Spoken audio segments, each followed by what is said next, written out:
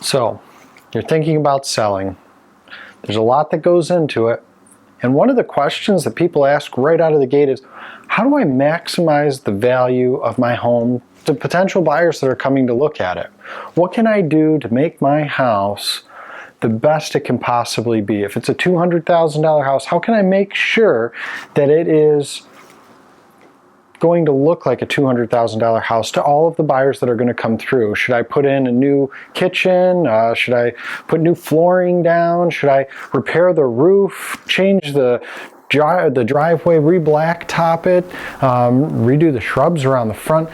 All these different questions are going through your head. How do you present this house and put it in its best possible light? Well, I wanted to just do a short little video to kind of explain the do's and the don'ts. Where's the best bang for the buck? Where is your money going to go the furthest so that you get the most out of the money that you spend and the time that you put into getting your house ready to sell? So one of the things that we run into a lot are folks that want to, well, the roof's getting a little bit older, there might be 5 years left. Should we reduce or redo the roof on the house? Or maybe, we got to re-blacktop the driveway. It's that time of year. We do it every 4 or 5 years or whatever the case may be. Maybe the windows are getting older. Should we replace the windows now? Most of the time to those items, I'm going to say no. And here's the reason why.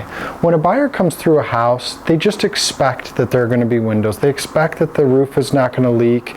They expect these different things. They don't expect that it's going to be a brand new roof. They don't expect that the windows are going to be brand new.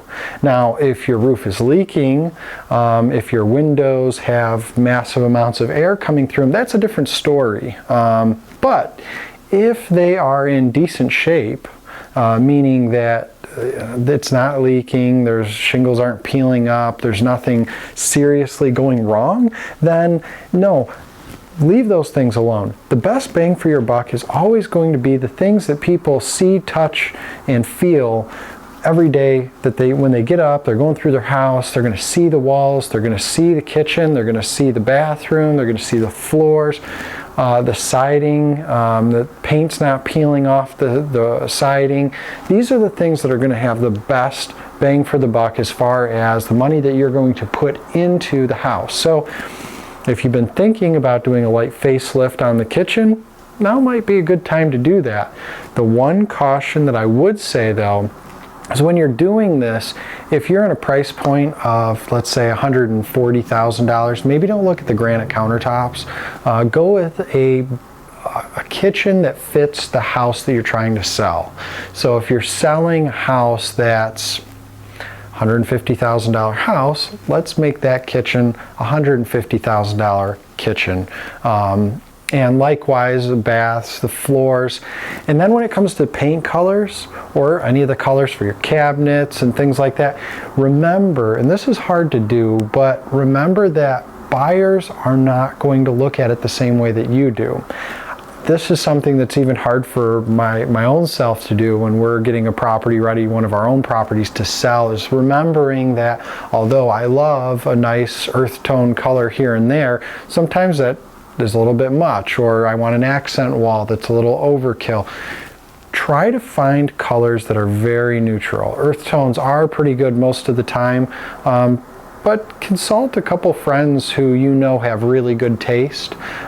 Feel free to send us pictures. We're always more than happy to give advice on these types of things, especially if we know down the road that we might be selling this house.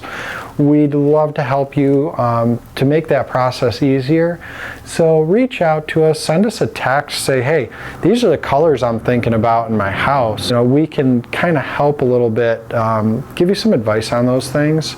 And yeah, so when spending money, bottom line is it's going to go into the cosmetic things more often than not. That's what you really want to focus on. You really want to make sure that when people are coming through that things look really, really nice. They're not going to be spending a lot of time looking at the roof. They're not going to spend a lot of time looking at the furnace and all these other things. For those of us who come from construction backgrounds, that really is kind of tough to wrap our minds around, but it is true.